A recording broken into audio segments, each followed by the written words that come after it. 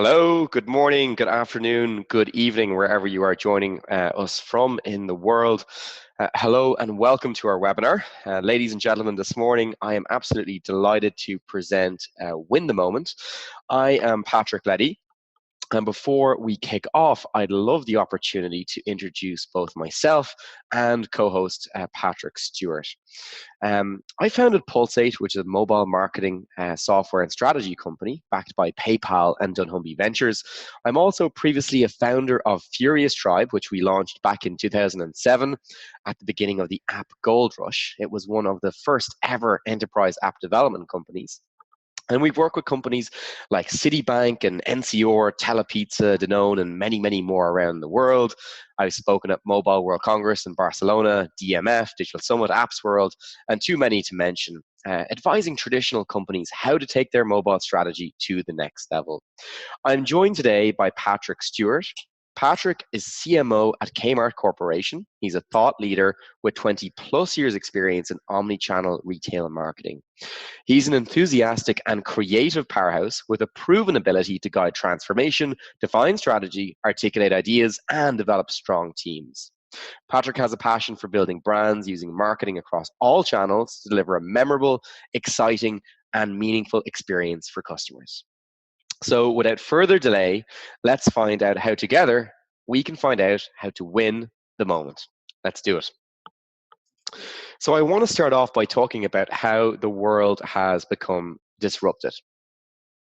In a place where the largest taxi company no longer owns any physical taxis, where the largest accommodation provider no longer owns any real estate, where the largest phone companies don't even own any of their own telco infrastructure, where the world's most valuable retailer has no inventory, and the most popular media outlets have no content.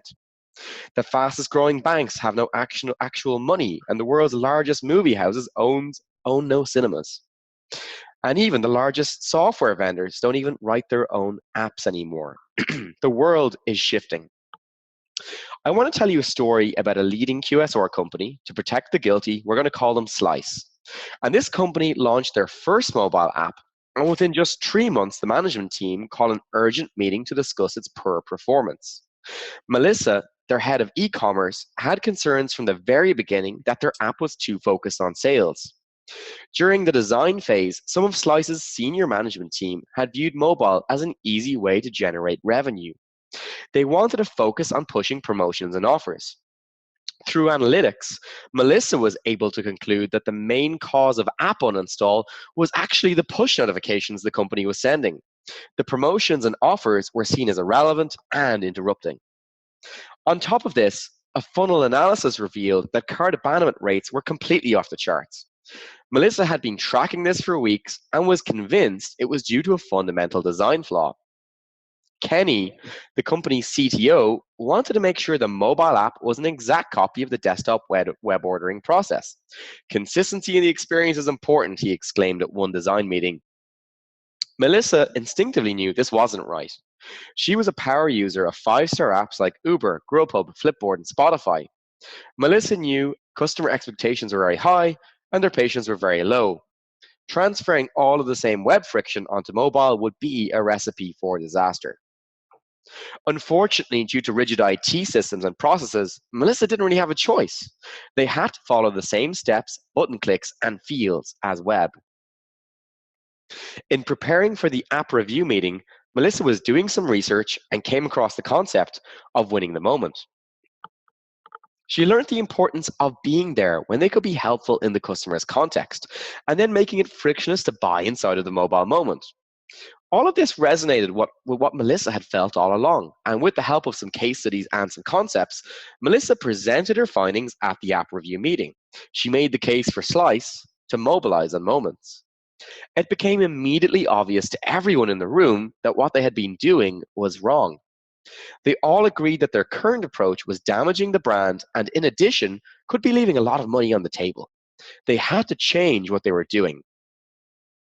Once the entire company were aligned around mobilizing on moments, they moved forward as one team to research and then later map the most important moments in a customer's life.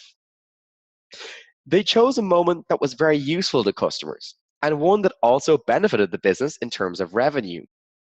Rather than rebuilding the app from scratch, they used a drop-in UI designed with best practices. It allowed customers to buy in a frictionless way inside of the mobile moment. Slice obeyed the three laws of winning the moment. Number one, be there. Slice were able to detect the customer's moment and show up at the right time. Number two, be useful. They focused on allowing customers to reorder their favorite menu items. And number three, be quick. Slice removed nearly all of the steps and button clicks needed to order. On mobile, the screens might be small, but the expectations are huge. Five-star mobile first companies are helping your customers to do more, but are also leading them to expect more from companies like yours.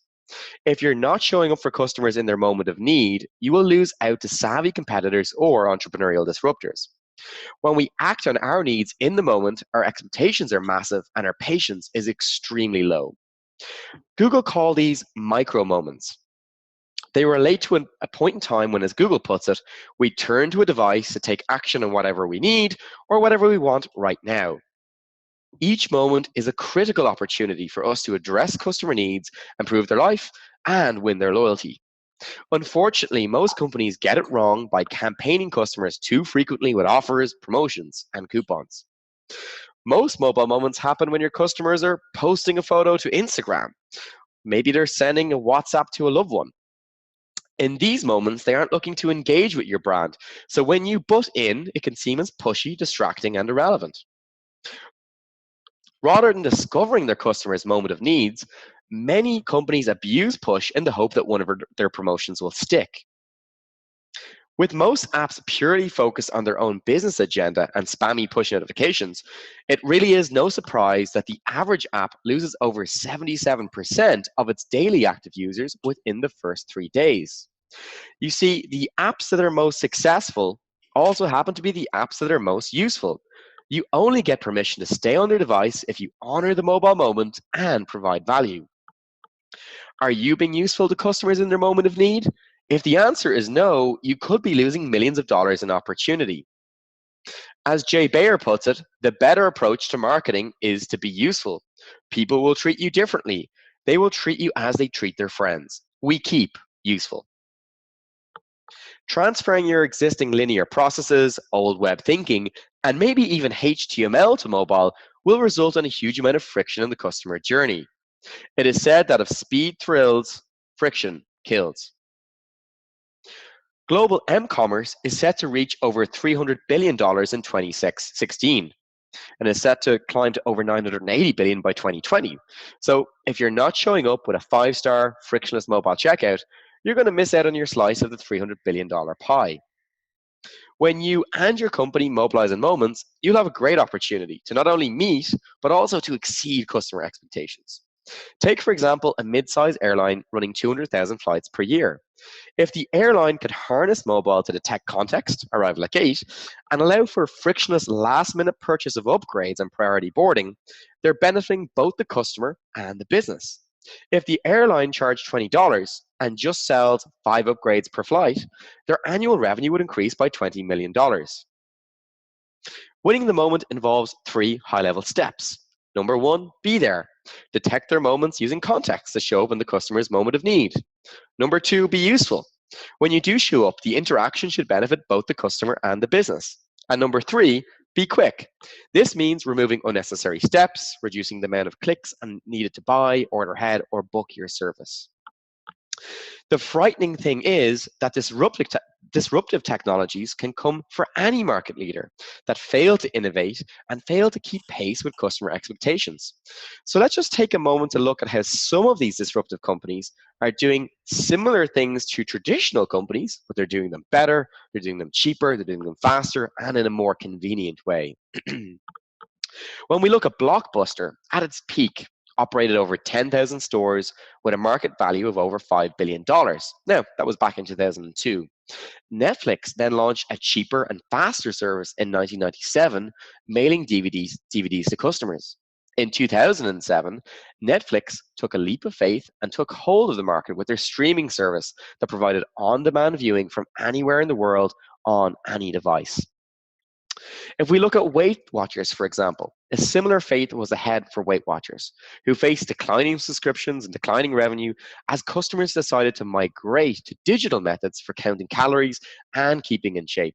According to Nielsen, 51.2 million Americans are now tracking their health using digital applications. The same can be said for the move from iTunes to Spotify and from TomTom using physical hardware to using a free app provided by Google. So I want to go and give you guys a little bit of a case study. Let's dig in now on Nokia. So let's take a closer look at what happened when Nokia and Apple crossed paths. So throughout the 90s and the early noughties, Nokia really was the dominant force that sold millions of handsets. They simply couldn't be beaten on quality, price, or even features. They were the market leaders with little competition, let's face it. However, in 2007, Apple launched the iPhone. And at the time, Nokia didn't see them as a competitor. Nokia had market dominance, which made them overconfident and I think kind of blinded them to new market entrants. I remember at the time Steve Ballmer laughingly joking about the iPhone and its $500 price tag. He said something like, this is the most expensive phone in the world and it doesn't appeal to business customers. It has no keyboard, and if it has no keyboard, well, then it's not a very good business machine. But he wasn't right about that. So in 2013, Nokia was sold, and the Nokia CEO famously said, we didn't do anything wrong, but somehow we lost. I wouldn't necessarily agree with that. But at the height of its success, the company was worth over $300 billion, which was then sold to Microsoft, who then last year sold off the brand assets for just under $350 million, which is an incredible decline, really, when we think about it, guys. So how did Nokia lose after being this dominant market leader? Well, Nokia saw its mission as making the best talking devices, whereas Apple saw its mission as reinventing the phone through a touch interface.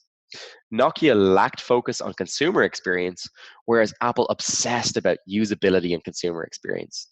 Now, Nokia did have many years to reinvent itself, but it simply didn't. Apple wanted to create a leapfrog product, and one that wasn't just incrementally better. They wanted something that really stood out and was a new category. I'd like to talk for a minute about an airline based in Europe called Ryanair. Many of you will know Ryanair. They're the second largest low-cost airline in the world, and I think they're probably the largest airline in Europe. They are the definition of a disruptor. Their model was actually based off of the number one low-cost airline, which many of you will know, which is Southwest in the US. And from 1997 right up to 2017, their passenger numbers have risen from about 4 million to 117 million annually. That's a 2,825% increase. It has a long-standing tagline of the no-frills airline, or it did up until very recently, and it thrived in an economic downturn. When people still wanted to travel, and they were really the low-fares airline in Europe, and that's how they dominated the market, by having people and allowing them to still travel in an economic downturn. But like a lot of traditional companies, they began to rest on the success they'd already built, and the culture and reputation that they'd built as well was actually beginning to affect the business. So let's take a look at where Ryanair actually were prior to winning the moment. So from about 2011 to 2014, their exponential growth had slowed. It actually had slowed significantly. Prior to 2011, the average annual uplift was around 6.5 million passengers. And then from 2010 to 2014, and it actually slowed down to about 2.5 million. You see the competition, EasyJet and British Airways and Flybe and one of the Irish airlines, Aer Lingus, were actually closing in on the low-cost model. They were simulating it, they were emulating it, and the airfare pricing gap was narrowing in on them. So they were also excelling, these other airlines were excelling on the customer experience and also on the digital experience, much, much more so than Ryanair. There was a problem, this was a real problem that Ryanair needed to fix. And these were the savvy competitors and in some cases the entrepreneurial disruptors that were coming in very quickly and starting to erode at Ryanair's bottom line. Passengers no longer wanted to put up with the Ryanair experience. And the Ryanair experience, you can see some things on the right here: cramped seats and extra charges, and he's selling scratch cards on board, no sick bags, really ridiculous airport locations, and the list just goes on and on and on. So customers were didn't really want to pay. They're willing to pay a little bit more, for a better experience. And in some cases, Ryanair was only 20 or 30 euros cheaper than, some of these more higher priced airlines. So their website and UX as well was an absolute nightmare for customers. And in a lot of cases, they were trying to trick customers into buying ancillary add-ons that they weren't even interested in. You can clearly see that this website is not user-friendly. Ireland's a pretty small place when it comes to IT, and I actually know the guy that developed this website originally for Ryanair at a cost of 20,000 euros. I think at the time they thought it was very expensive. Of course, most airline websites cost multi-million to build, and this was actually the main. I'm sure they got a bit of a rewrite, but this was their main website up until around 4 or 5 years ago. Was this thing that they paid 20K for? So incredible. So Ryanair were very late initially to the app game. Their first attempt at a mobile app was a direct insert of their website into an iOS shell. Very much the shrink and squeeze mentality, which is, as we know, is not right for mobile and not right for winning the mobile moment. And Ryanair actually had the absolute cheek of charging €2.99 to download the application for the privilege of booking with the airline or checking in. You actually have to pay them to download their own app. I don't think there's any other airline in the world that is a charge for their app, but Ryanair tried to do it. And that just kind of nicely frames where their thinking was at that point in time. They just saw it as another way, to generate revenue, and they weren't really interested in helping customers. So Ryanair started to realize, probably I'd say about 18 months, 2 years after this point, the launch of this app, they realized that they had to change. They realized they weren't winning any moments; they were actually losing them, and that's when the pain of the same actually started to become greater than the pain of change for them, and they started to move towards that. Passengers were just fed up with the Ryanair brand and the culture, and they were moving to other airlines. So much so that Ryanair promised to transform its abrupt culture in a bid to win back customers from rivals, and admitting that it had a huge problem with customer service and customer experience. I think in 2013, the airline was voted one of the 100 biggest brands, of the worst biggest brands serving the British market by readers of Which magazine. So Ryanair realized that these mobile moments, these customer moments, were being attacked by disruptors and savvy competitors, and the more traditional airlines were actually catching up. There was new players in town like Skyscanner that were eroding at their margins, and people were booking through these services. So Ryanair really realized they had a serious problem and they needed to change. They stated that they wanted to become the Amazon of travel. And for this to take place, Ryanair had to shift their focus to the customer experience. So this change came in three key areas: people, processes, and technology. In terms of people, this involved a multi-million euro investment in a brand new HQ in Dublin and hiring over 200 new staff.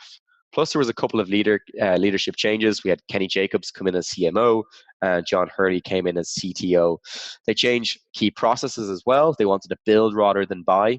They changed their HR processes to bring in more engineers, establish a UX team, and set up an innovation hub. They wanted to become a digitally native business. They also decided to take a lot of outsourced activities around their app and their data warehousing and bring it all internally within the company. And this resulted in a complete rebrand of the company, top to bottom, from crew to cabin to technology, website, and app. They started to become the new Ryanair. In 2015, Ryanair launched their new mobile app. They could now begin to start winning the customer moment. They could be there for customers. When customers needed to book flights, they now had access to a free native app for iOS and Android, which did the main job to be done for customers downloading the app, for booking a flight in a seamless and frictionless way. Gone were the days of the shrink and squeeze approach of the old app. They were also useful, providing more utility to customers. The app allowed you to do more than booking flights. You could book a hotel, you could book a car, and they started to fulfill their goal as becoming the Amazon of travel. They were also quick, allowing customers to have a paperless boarding pass, storing it in their passbook as they walk through the airport. So as Ryanair continue on their win the moment journey, they've seen a massive increase in passenger numbers. When we look at 2015 and 2016 respectively, we see an increase in passenger numbers of 9 million and 15 million respectively. Ex- Expected passenger numbers for 2017 are about 117 million. This, by the way, is only about 20 million shy of Southwest. So Ryanair saw they had a problem. They realized they needed to change. The change was difficult and it did take many years, but it was a seismic shift and it influenced every area of the company, from the planes right down to the people and the technology. But if Ryanair didn't change, what would have happened? Would they have gone by the way of Kodak or Nokia? Well, luckily they didn't. They focused their company and their future on winning the moment.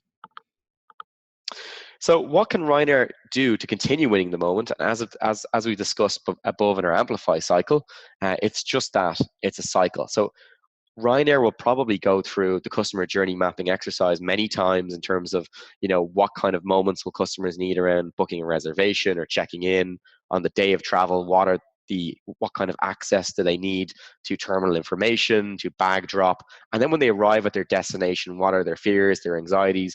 Do they want to know what baggage belt their bags are due to arrive on, what their transport options are, geofencing may be based on places of interest, and post-trip, can they survey customers to find out if they hit these moments correctly? So this could be an example journey map. Later on in the presentation, we'll be giving some further examples of customer journey maps and showing how you can actually create these yourselves in your own business. So let's talk a little bit about Win the Moment itself. So you might be asking, how do I implement this in my own business? And look, that's why we've developed Win the Moment as a framework to help companies like yours to make this shift. One of the most important processes in this, and it's usually the first step, is aligning the team. So let's talk about that now. To mitigate the risk of failed innovation and initiatives, most companies have increased the numbers of stakeholders involved in decision making. Today's decision groups are made up of an average of 5.4 people. Hands up in the room who this sounds familiar to. So decision dysfunction is actually caused by these 5.4 stakeholders. And this isn't just 5.4 stakeholders, it's actually 5.4 different perspectives. Everyone comes to the table from their own perspective with their own mental model, which includes their own priorities, their own concerns, and their own issues. And because everyone is coming at it from such a divergent perspective, the only thing that people can usually agree on is to reduce risk, to minimize disruption, and of course, to save money. And it is said that divergent mental models, left to their own devices, won't really agree on anything innovative or disruptive. So if you want to secure your slice of the $300 billion pie, you need you and your team to have more of an overlap, so you can move forward together as one team to take control of these mobile moments. When I talk about not being able to make a decision here, I'm not necessarily talking about what supplier to hire. Supplier selection is usually the easiest phase. I'm talking about decision dysfunction around deciding what the high priority problem the business needs to solve. So this isn't about Pulsate, and while we do have a good solution for companies that want to mobilize in moments, you shouldn't really bring up Pulsate early in the discussion with your colleagues. If you're decided that you want to mobilize in moments, the best way to get everyone to agree is to build consensus purely around the problem. And the problem, of course, is the cost of the business if you don't mobilize on moments. The cost of not being there, of not being useful, and not being quick. So we build this consensus and move to a collective yes in the group by breaking and then building mental models. So this is an example here of two mental models. The A is what users currently believe, and the B is what we want them to believe.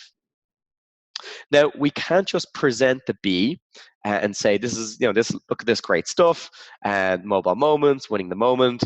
Do you guys want to do this? We think this would be a great thing for the business. We can't just present the B. It's not going to build group consensus. They'll just say, that's nice. Maybe we'll do that someday. But, it's not going to change their behavior. If we want them to change, we first have to shatter their A and then later build the B. We have to take where they currently are and break that view of the world, that mental model. And we shatter the A by highlighting the cost of the current behavior or the cost of their inaction. In essence, we're showing them where they currently are, that they're not actually up to their ankle on problems, that they're actually up to their neck out in the middle of the lake and drowning by not winning the moment. And showing them the cost of losing the moment in their business and getting attacked on, from all angles by the entrepreneurial disruptors. In building consensus with your team, you'll use tools that cater for group collective learning, like the story from earlier in the webinar about Melissa and Slice, and my points that highlight the commercial loss of not mobilizing in moments. We'll also be equipping you guys with a stakeholder guide, a convince the boss, and a talking points guide. These are downloadable documents that you'll find on the Win the Moment section of the Pulsate HQ website. We'll be giving you guys links in a follow-on email tomorrow with that as well. And if you use these tools correctly as part of stakeholder alignment, you'll start to hear everyone say, oh, we have to change what we're doing. And when you hear this, it means that you've actually broken down the A mental model successfully, and now you're ready to introduce the B, the return on pursuing this alternate course of action. So to reach strong alignment, you need to get started by doing one-on-ones, and then later progress to a workshop or a series of workshops to achieve your alignment aim, and then move this mobile strategy initiative to the next phase. So first of all, you need to identify key internal stakeholders. I want you to consider both formal approvers and also other people in departments across the organization that will be affected. It would be good to ask some of your colleagues who they feel would be both potentially block the initiative and would also support the initiative. So then assess who you think are high, medium, and low supporters of the initiative, or indeed blockers. You want to look for high supporters and high blockers. Involve those who are highest on both 1 and 2, and these will form your key stakeholders going forward. So back to breaking the A and how you actually go about this. It's important to know that breaking the A happens at an individual level, while building up the B and what could be, if you pursue this, will be done collectively as a group. But we don't ever try to break the A where they currently are. We don't do that as a group. We do that in one-on-ones. And that's where we tailor the conversation. We tailor that to the unique individual that we're talking to. We take the insight and we present it to each individual. For example, if we're talking to the CFO, we might want to highlight the financial loss of continuing with the current behavior. In the one-on-one meetings, we present the insight in a way that speaks to their role and their own challenges or concerns. We use the meeting essentially to align them or surface any objections that they may have, and then handle those objections.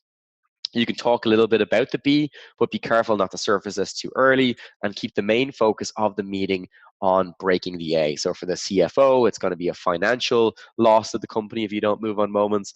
For the CEO, it might be something else. And for the CTO, you're talking about getting left behind and the technology and all these different kinds of things. So tailoring tailoring to break the A individually, and then later we're going to build the B together. So in breaking the A, it's all about highlighting the cost of their current behavior and how it's so wrong. And if they stay where they are, the inaction and the pain of the same is going to be horrendous and much greater than the pain of change. And this could be the real cost of sending spammy push notifications, the cost of not showing up at the right moment, and then the rise in customer expectations, of course, versus what the company is currently providing to customers. You'll find plenty of material, by the way, on the Win the Moment page and in the first 2 videos on the website, and also the downloadables as well. So in terms of then, once we've broken the A and you're sure that you've met everyone individually and you've tailored the breaking of the A to them, we want to start to build up the B collectively. So we hold a group workshop at the stage, and we kick off the meeting by going around and asking everyone to outline what they believe are the objectives from this initiative and meeting. And we ask each participant to kind of give their thoughts.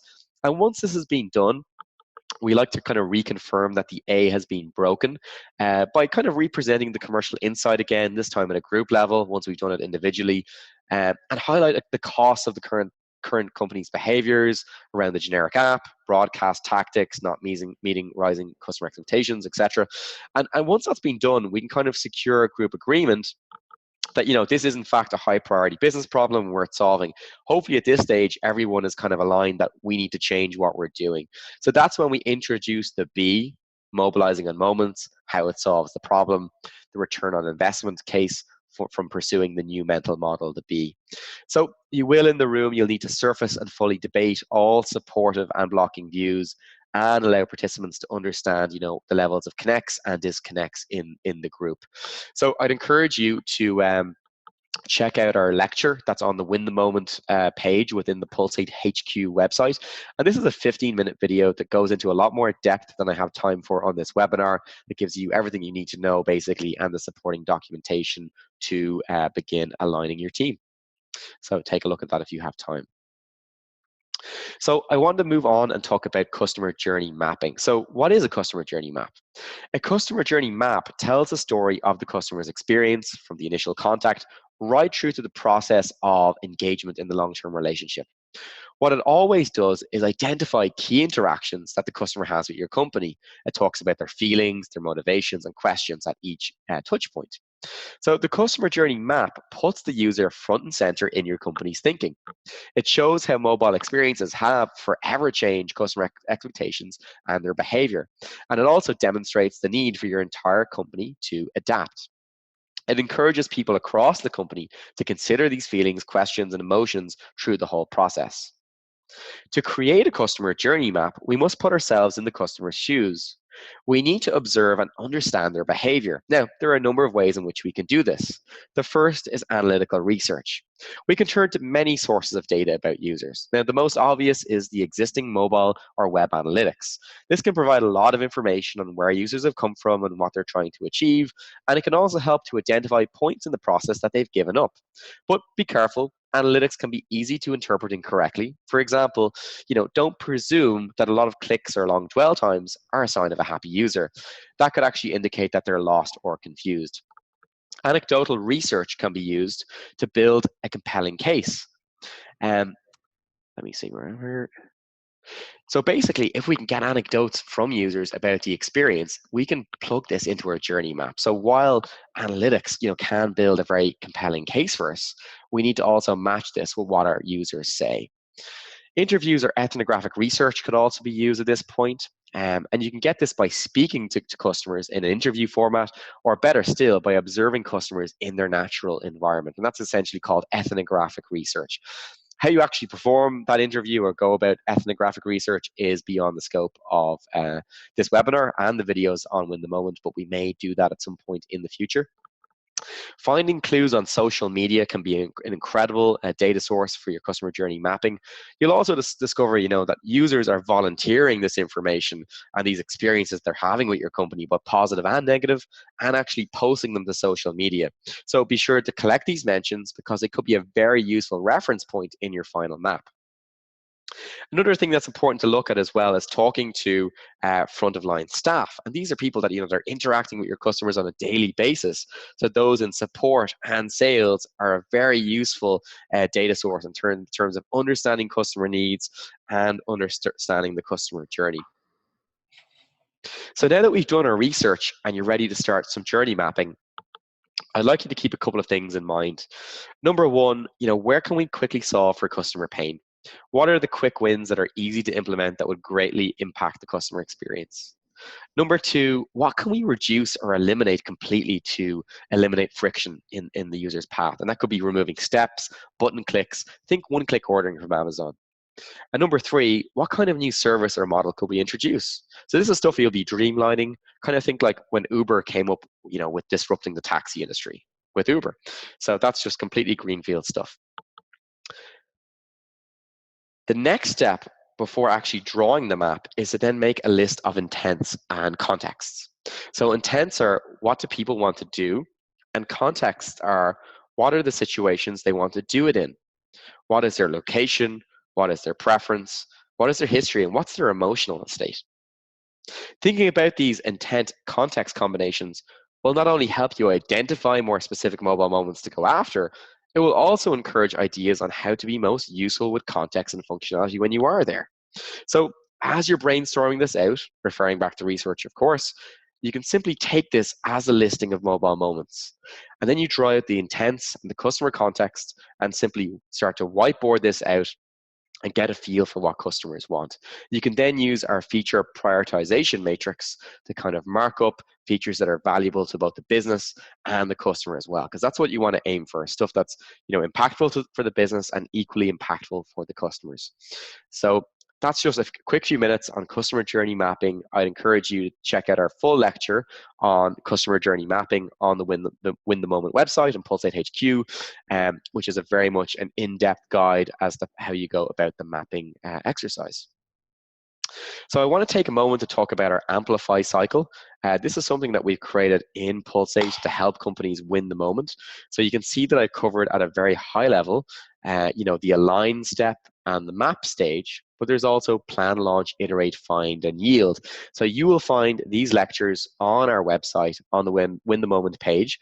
Amplify is an open source framework that any company can use. They can watch our lectures. There's the consensus building documentation and other documentations to do your mapping and your planning so that you can basically start to amplify your business, mobilize in moments, and actually win the mobile moment.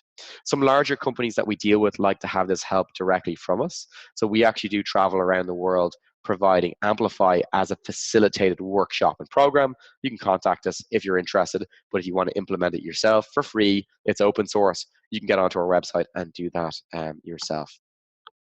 So at this point, I would like to hand over to my co-host, Patrick Stewart, who will be taking you through a couple of slides on Win the Moment and a quick case study as well. So over to you, Patrick.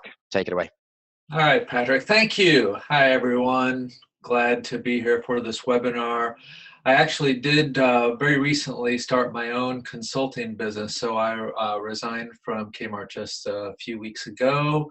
Looking forward to the next great thing. My experience has all been in omni-channel retail and winning the moment. I've been doing that for a long time and to great success. So I want to share some stories with you that will hopefully resonate, and they'll build on the things that the other Patrick was just telling you.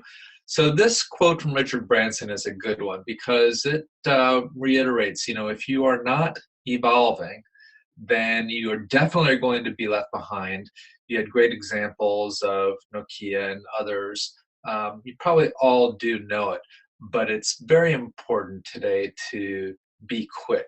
Of everything that we had talked about, the be there, be useful, and be quick, to me, for the marketing person, being quick and agile is the greatest lesson you can take away.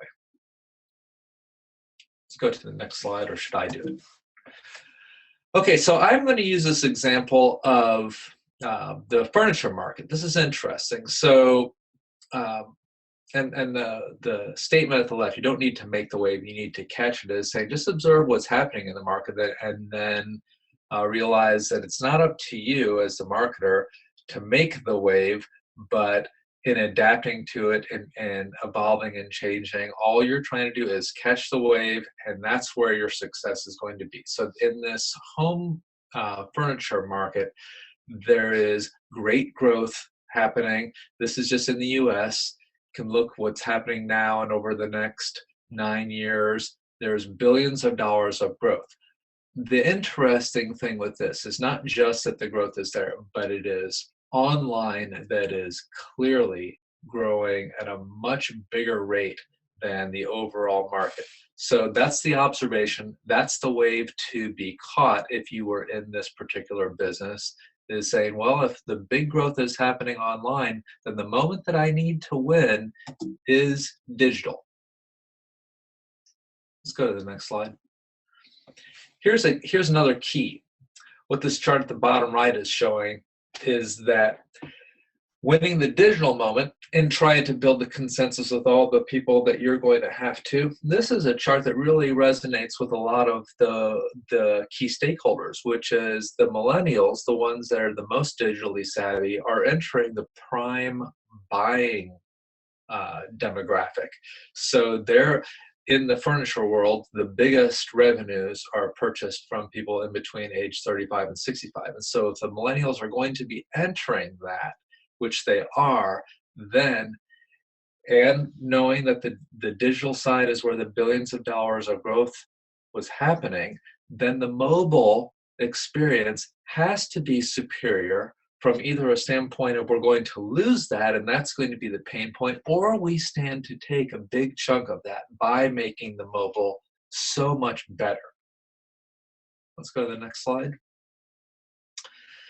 So I like to encourage you to uncover problems, because in focusing on those and solving for them, those are your opportunities. So in the case of the home furniture, two things were very interesting. The home category uh, is browsed, but not by using search terms. And the reason is because great furniture brand names, even if they're the biggest in the world, they aren't known to shoppers. They don't know the big brand names. That is what the research shows. Second, unlike many retail categories, there isn't a desire for a commodity good where things get to be price compared.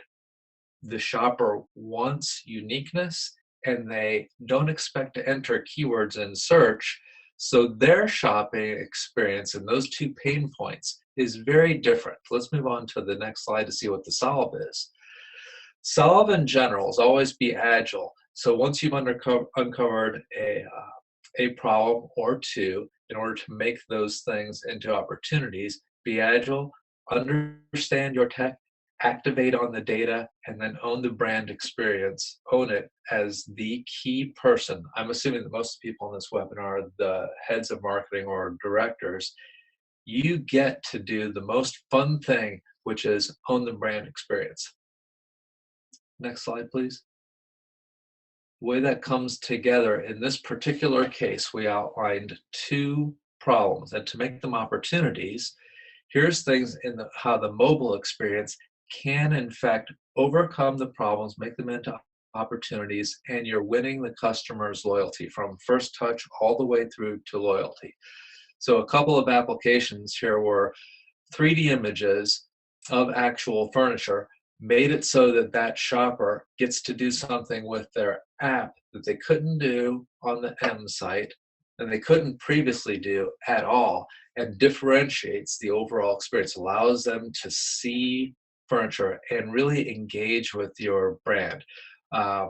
And the other one is you can actually, in this case, build digital furniture to then put into a background, saving a big expense. So the part at the left was showing that this furniture that's there isn't real. It's been digitally created and then thrown into a background to save a big expense in photography. The reason that that mattered was I had said that people don't use search in furniture. They don't know what they want. So what is important is to inspire them by showing here's how great everything looks. That gets to be expensive. So if you understand the tech behind it, you can then greatly lower the cost and make the overall shopping experience on your mobile site or your app so much richer and better. You're able to show a lot more of a much better environment of furniture. And the one to the right on the app is showing with the app is showing what the furniture looks like in a room using augmented reality. So two pieces of tech that make your app superior, able to win the moment, build loyalty, win business, that you're going to have if, as I had pointed out, those millennials then who are using mobile to build the consideration for purchase, knowing that that's where the wave is taking you. Getting ahead of that means invest in the much superior app right now to win that business as it's going to be over the next 5 years. Next slide. So to make the point, I like to use Bruce Lee, be water, my friend, which is being an agile marketer and winning the moment.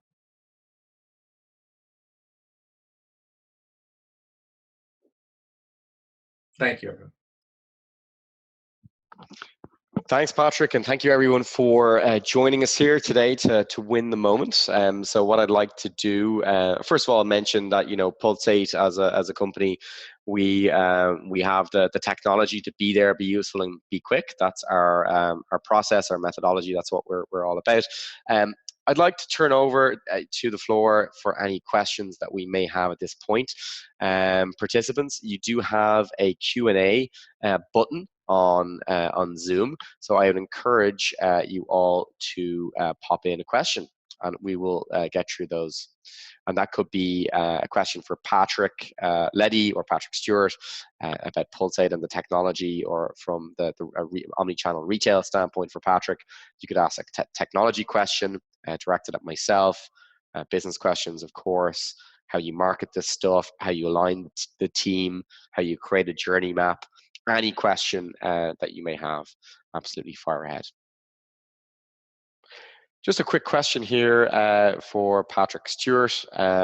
Patrick, from your experience on Kmart, other than a focus on better mobile apps and good mobile websites, what can a brand like Kmart do to keep ahead of disruptors? Well, I'll then speak a little bit about brick and mortar. So brick and mortar, if you're an established company and say you have hundreds of stores, that's very different than someone that is new to the brick and mortar game. So for example, Amazon is going to open a few stores, and someone like Warby Parker that started online selling glasses is going to open some brick and mortar. They're dabbling in brick and mortar. They can pick and choose and get some of the very best real estate that's available. Older retailers that have been established have made a very significant investment in brick and mortar, and as a business model that used to work. But much like the Nokia example, a great deal has changed, so that maybe 60 to 70% of the real estate that most retailers own that used to be productive is no longer productive. And so they've got to evolve their marketing and their business model to reach customers the way that they want to be reached. And this means be much more digitally savvy.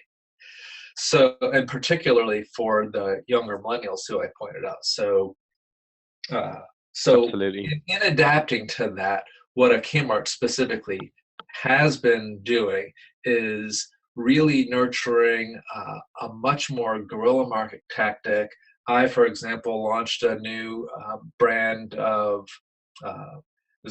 footwear that is then expanded into an apparel category, and did it with purely socially, and did not do it under the Kmart umbrella. Created an all new brand, and it just happened to be available at Kmart.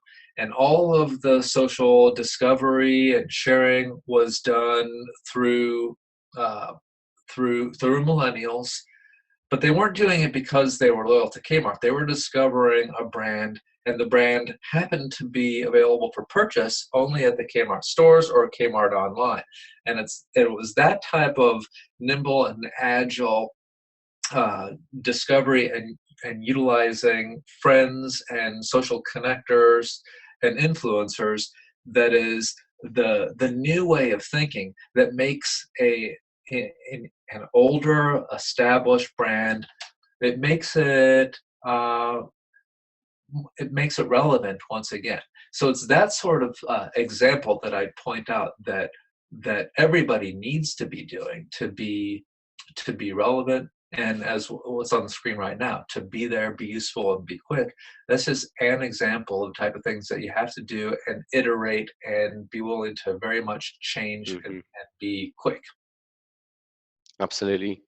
Do you see what do you see, Patrick, as the main thing? I mean, when retailers have invested incredibly in this brick and mortar presence, what holds them back? What holds these traditional companies back from, becoming digitally savvy and essentially being there, being useful, and being quick and winning the moment?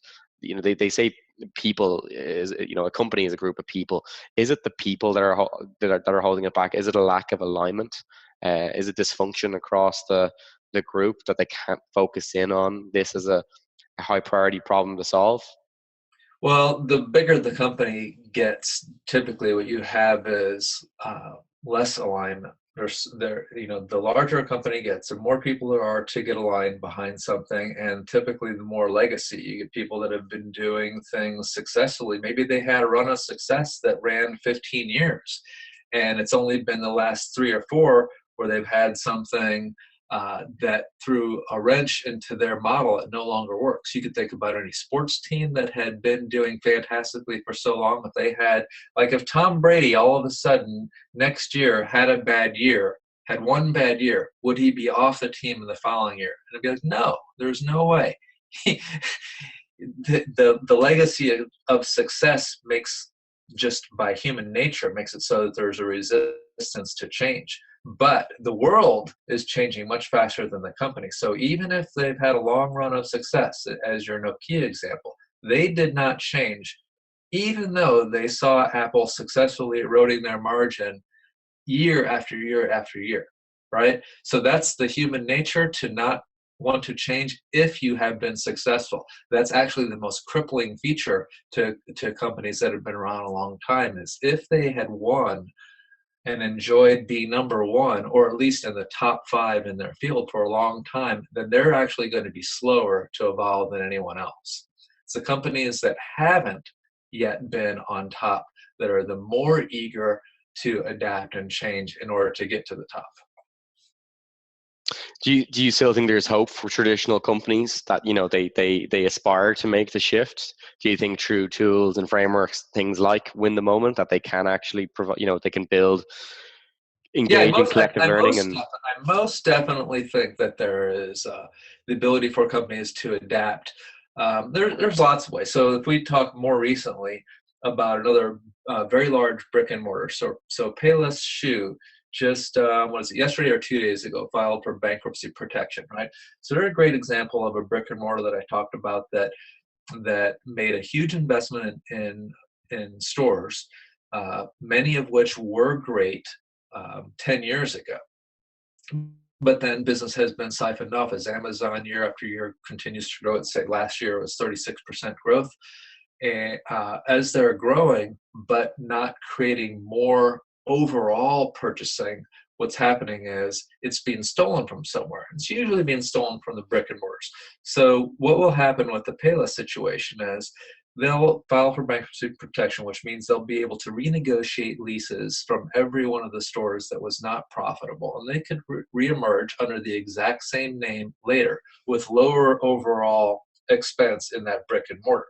Now, then if they evolve in the other side, which is making all of the things that they do digitally much more meaningful, relevant, and they're actually able to make things that with for example, their mobile app, it has to be significantly different than what their desktop and M sites are, so that people utilize them in a much more meaningful way. Otherwise, people will just say, well, why buy from those guys? And their business it may level set good for a couple of years, but then it'll just get eroded more, and they'll have to file for bankruptcy again in 5 years. So it's vital that they do evolve, and my answer is yes, with the right new team in place. And that's another thing that happens from companies filing for bankruptcy protection. They bring in fresh, new thinkers, like I'm sure we have on this call. The only people that are joining this call are the ones that really want to evolve and learn and grow. And they are going to create a good future for these many, many retailers that need them so much. I agree, and kudos to everyone for joining in today to learn how to win the moment. Yes, there are not many that want to push this forward and innovate inside these traditional companies. There are many challenges to overcome. I have my own thoughts on this next question. Someone has just asked what the potential of beacon technology is within the retail sector. We have a number of clients using beacons and iBeacons in conjunction with the Pulsate software. Have you seen that being used at all, Patrick, within Kmart or any of the other clients that you've consulted with? You know, I actually think that the bloom is off the rose for beacon technology. I think that there's better technology that is on the cusp of being developed to have extremely great and meaningful impact to businesses, particularly in the brick and mortar space. And this is with facial recognition software. So here's how it would work. Right now, I'll describe the pain point. The pain point is this with Beacon. A beacon will tell you certain things about recognizing a device as it's coming into a given store. but it's not going to tell you enough.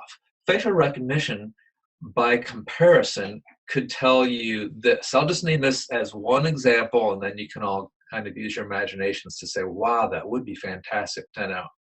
Okay, so if you had a family come into a store making a purchase, and the family was a mother approximately age 35 and a father that age, and two children with them, one clearly an infant under 1 year of age, and then a child that looked like it was 5 years old. If that was known, that is much more valuable to the retailer than to say, hey, a purchase was made because they gave their code or their email address so that you recognize this purchaser. And the void of what you don't know is everything about the family that happened to be in that store.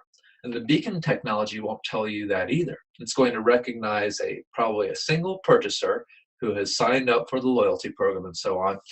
But the facial recognition software, through different cameras that you can have throughout the store, is the sort of AI that is going to be much more useful to the retailer. They'll be able to manage their product array.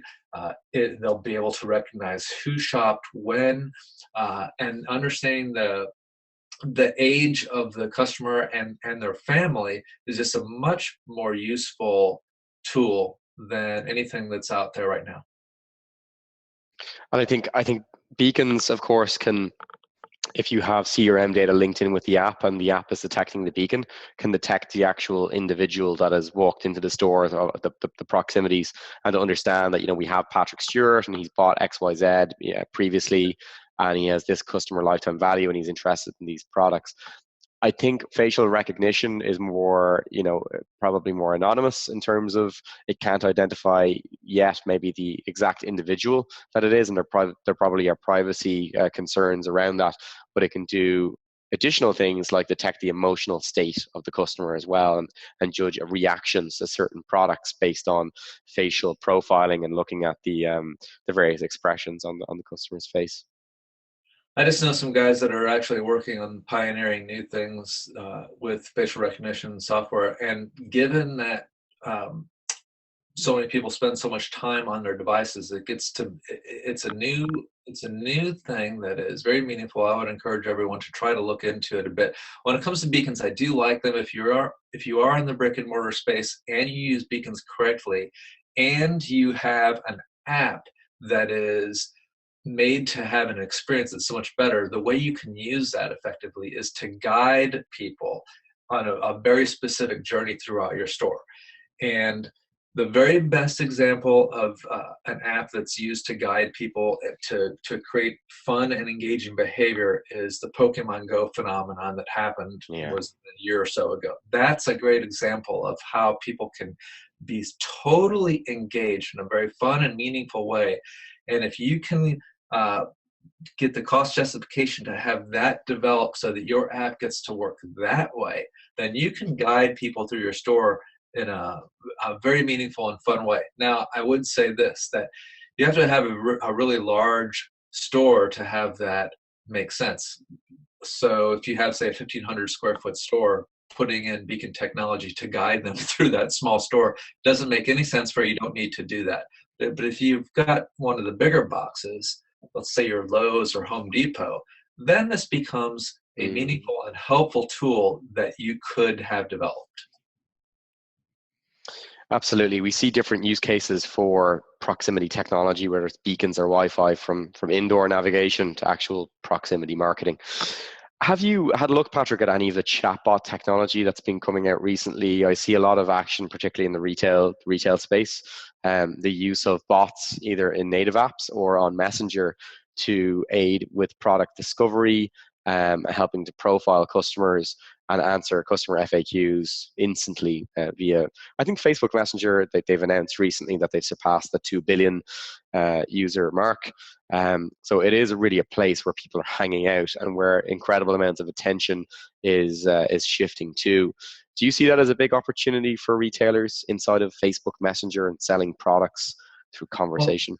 Well, I do in the conversation, with new AI. So you've got Watson as the leading thing, but you've got a lot of other bits of AI that are getting very, very smart, and then the chats get to be very intelligent, meaningful, and um, and what you're going to see is you're going to see more adaptation and adoption of this tech because it's going to lead to a richer overall experience with your brand. It's going to lead to very high conversion, and you're able to do it at a very low cost. Yeah, absolutely. And you're using an interface which is the most human interface you could ever use, conversation, and it's an interface that people don't have to learn. Any new app that you would have developed previously would have a custom UI, and people kind of have to get to grips with it. But with a chatbot, it's just like you would talk to a friend, or you would talk to a loved one, I guess. And that's the essence of why people are getting so excited by conversation and chatbots, because it's just a very seamless way to interact with customers. Do you think people are going to get freaked out by this at all? And there's also the issue of how you kind of break it to them that they're not talking to a human, that this is actually a piece of automation that is talking to them. We've talked about using things like saying, "Hi, I'm XYZ retailer bot. I'm here to help you." Do you think that people are generally ready to talk to bots and automation I through think, of retailers? yeah, my view on that is that for the millennial, it's preferred. When you talked about your Nokia example, Nokia took the stance of having a device that was primarily a phone. In other words, what they really liked was the great sound quality of the phone call, and then a keyboard, just like BlackBerry also had, that they thought was just the best in the industry, right? And here comes the iPhone that didn't have the keyboard and maybe had a smaller headset for taking phone calls. But what we have as millennials right now don't prefer to use it for the phone feature. That's like really low on their list of what the phone is good for. They're like, Of why would course. you talk when you could text with people? So the chat is the preferred method of communicating. The millennial likes the pace and that particular interface. That's their preferred method. And then if it's not a real person on the line, as long as it's helpful and as long as it's quick, that overcomes the small downside of it's not, and I'm using air quotes here, not real. It's not a real person, right? Absolutely. Do you see this being used more than apps? I mean, how many apps, Patrick, did you download last month onto your iPhone or Android, if you can even if you can even remember? Right. So I can tell you the stats are how many people download apps, and it is very small. I think that the average across the United States is less than one app download per month. Mm, I mean, it's yeah. horribly low. There's, and it's probably very similar to how many apps are taken off a phone in a given amount of time. And I think that the majority of that might be because people, in downloading an app, are running out of space. Now the tech will change where the phones are, aren't getting limited. But for what people have right now, they remove an app not only because it wasn't useful and they haven't been using it, but also because their phone is getting used up with, say, email and photos and videos. The space has gotten limited, and so they're looking to remove something. And Yeah. if an app is using up 200 megabytes and they haven't used it, it's gone. In particular, probably a retail app as well. One that they haven't used in a very long time. Right. Why would they have that on their phone? I think it There's, needs. right. There's very Yeah. few. That's kind of why I liked the example of the furniture one that I gave, which is, hey, people are wanting to experiment. They like uniqueness in furniture, and I was trying to point out that the digital side growth is offsetting where people used to go to the store. They said, I must go to the store to see the furniture. But if from the comfort of your mobile device held in your hand, you could see furniture as it was going to look, as it appeared in your room, and that is the technology you want to pursue, because why open more stores or even expect that people are going to come to your store if Yeah. you develop this mobile tech? And by the way, if they don't, it will be developed. I won't name the competitors, but I know who the biggest are in that field. They are already pursuing the technology. They don't own the inventory. They are yet growing at a better than 50% year over year every year for the last 5 years. And I'm not even talking about Amazon. Mm-hmm, mm-hmm. So it is time for them to evolve, knowing that the wave is heading that direction. So you can catch it or you can get left behind. But if you catch it, then you stand to, make. There are billions of dollars to be made in this. So there's multiple ways of getting people that are that you need to get consensus with. It's through the opportunity of growth or through the pain of seeing their market share decline. Either way, that's the way to convince people to invest in the technology. I'm speaking to everyone on this call, to invest in the technology, and you as the marketers get to be in control. And it's all about making the brand continue to be relevant. Mm-hmm, mm-hmm. I'd agree. I think I've heard the same statistic that app downloads globally have declined to an incredible extent. To that, it's the average number of apps downloaded on a user device is less than one per month. I do think that there still is a place for native apps, and obviously Pulsate does power a lot of native apps.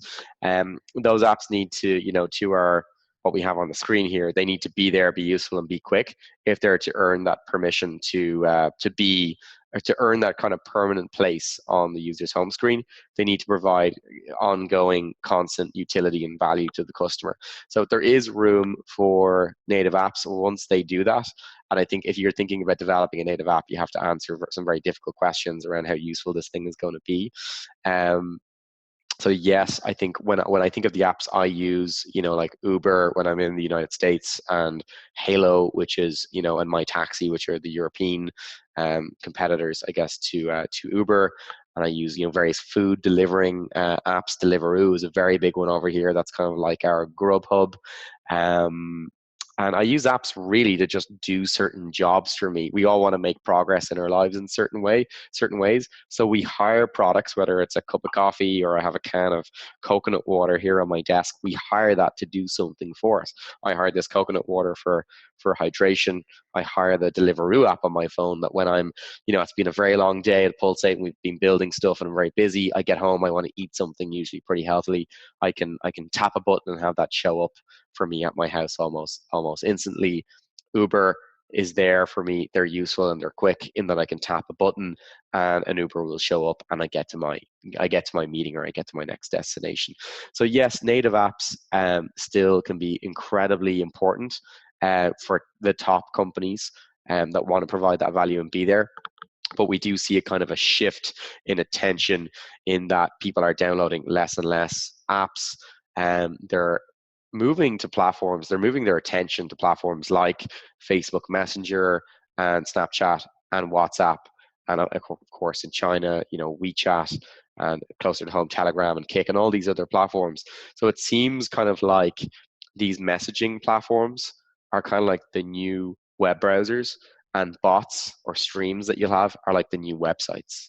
Right. So that's why we've pretty recently in Pulsate, we've for the first time made our system, I guess, work outside of native apps. It now works on Facebook and Facebook Messenger, just because we're seeing such incredible demand there, and we're starting to witness a kind of the death of apps. Really, it's a kind of the beginning of the end. Don't get me wrong, we're in some very, very big apps, and they do very, very well as native apps. But I think users are starting to get fed up if the app doesn't immediately provide incredible value. They just don't download it, or it doesn't stay on their phone very long.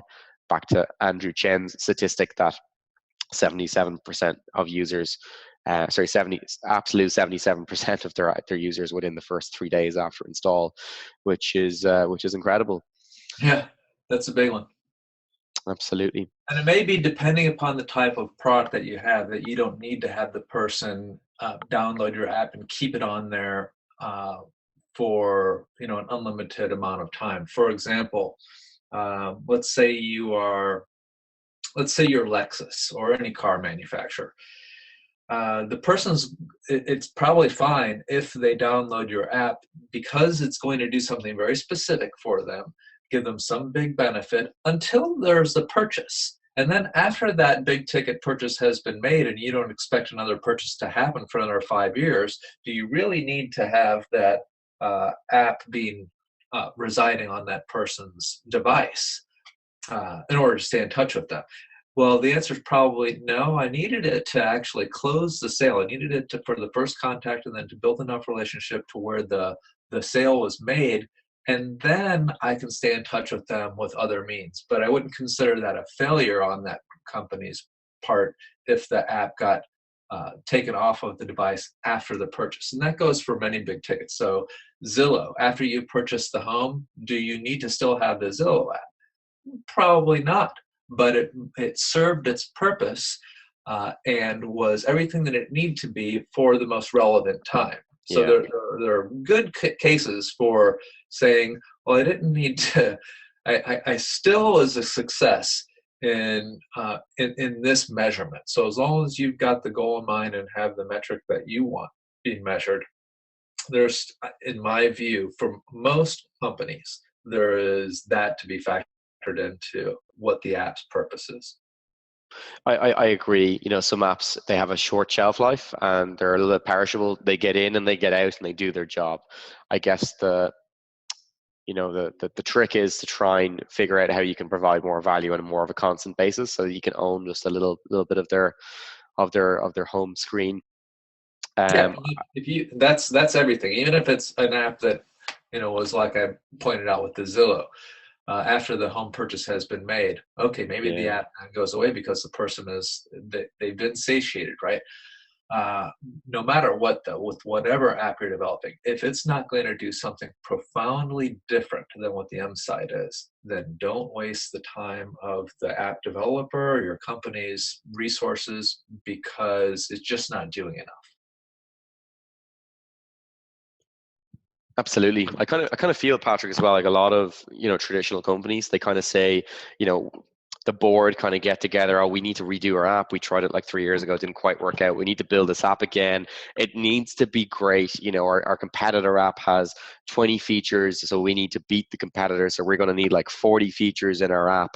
And they kind of, they treat it as like an extension of their website. They take their old web thinking and their HTML and their shrink and squeeze mentality, and they kind of, I think e-commerce on the web is about, comparison and deliberation and selection and choice and all these different things.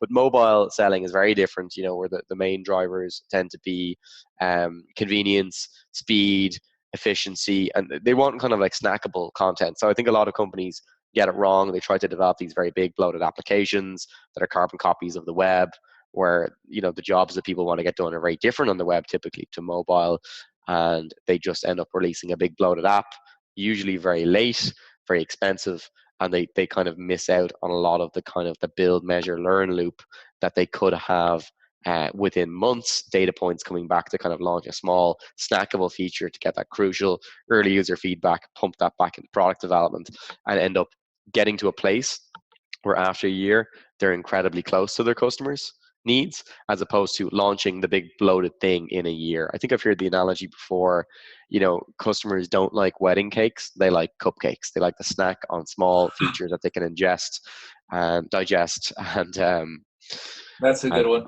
yeah. My experience with the app development is all you really need to do to know if you're doing it right is read your reviews. You have Yeah. your early adopters, and what happens then is all the reviews get lost as the app bugs get fixed, and then it keeps getting pushed, and you lose the feedback. But if you just take the time to read your most recent reviews about your app, you get the pure clarity of its value. You're either going to get huge love, and it's going to tell you exactly what they love about it, or, and you need to do this, take the non-love, find out what they don't like about it. They're giving you, the person who's taken the time to write a review on an app is very sincere. I'd agree. Reviews are an incredible place to harvest user feedback and understand the issues that they might be encountering and the things that your app doesn't do and the things that they don't want it to do so that you can pump that back into your strategy. One quick question, Patrick, before we wrap up, and this is kind of like a future projection question. I know we've talked a lot about mobile today and mobile applications and the experience and the interaction with retail. What do you think of the future of voice? And we've talked about conversational commerce today here with chatbots. How do you see voice as an API and Amazon Echo and these other devices, and how are we going to fight back against Amazon and for people that are dialing in from other parts of the world, Alibaba, and will retailers build their own voice APIs that will link in with Echo, or will they end up competing with Amazon? How do you see this kind of playing out? It's super interesting. So not Kmart, but Sears, part of the Sears holding company overall brand, did develop something just like Echo. Fantastic technology, but wasn't able to, and this was 8 months ago, wasn't able to market it to get traction behind it. So just being able to develop the technology, if it's not in your core, in your wheelhouse, and if you're not going to put everything behind it, you could have a product that is fantastic and still doesn't beat the competition. Great example would be TiVo. So TiVo had a far superior product to everything that, to any other box out there for recording television, and yet was never able to be bigger than the things that Comcast had. And finally, Comcast's product is maybe very close to the quality of TiVo. But anyway, so my answer is, because of the size of Amazon, my view is that their product will dominate. More and more people will use it, just because more and more people each year continue to migrate over to Amazon Prime and use that as the growth vehicle for that company. So they will, Amazon, and having that nice product, and what they'll show is, and I'm not following the stock really closely to read what their reviews are, but I imagine if I looked into it, I'd find out that the typical user that has that device spends, and it'll be like 200 additional margin dollars per year. Now, when they unfold that, then what they're going to do is make that product available to free to Prime customers, because it's worth it. And so that's what will drive the growth, is this, very big multi-billion-dollar company seeing that the margin dollars per year from people that they've made that technology available to easily cost justifies it. So they don't have to charge for it. They'll give it away free, create much more loyal customers, and they won't be able to get caught by any smaller company. I mean, Sears Holdings, a $25 billion company, developed technology that needed to still be sold. I mean, the unit was $50, but didn't have the marketing behind it like Amazon did to make it really popular. So it didn't matter if it was as good or better. The juggernaut that is Amazon will dominate that market. That's my view. Mm-hmm. It's certainly going to be interesting to see how the space plays out, and maybe we'll cover this in a future webinar together. Maybe in 6 months we'll be talking about some things to do with voice. So I think that nicely wraps up the webinar today. Patrick, I'd like to thank you very much for joining us here today and inputting your thoughts on Win the Moment and many other topics that we have discussed. We've gone over by 20 minutes, which is incredible. And what's even more incredible is we have actually a ton of people that have held on way past the hour to listen to our conversation and our chat. So I'd like to thank you, Patrick, and I'd also like to thank everyone for taking the time out of your busy schedule to join in here today to find out how you guys can win the moment, be there, be useful, and be quick. We'll be following up this webinar tomorrow with a recording. If you want to look back, and for people that failed to show up today that were too busy, we'll be sending on a recording, and also links back to the lectures that we mentioned, and including some downloadable documents and some bonuses as well. So thank you all very much indeed for joining us in here today. Thank you, Patrick. Thank you, guys, and take care. Thank you, Patrick, and thanks everyone for joining. Hope you got some good insight, and have some actions that you can take as marketers. Absolutely. Thanks indeed, and enjoy the rest of the day. Take care, guys. Bye. Bye-bye.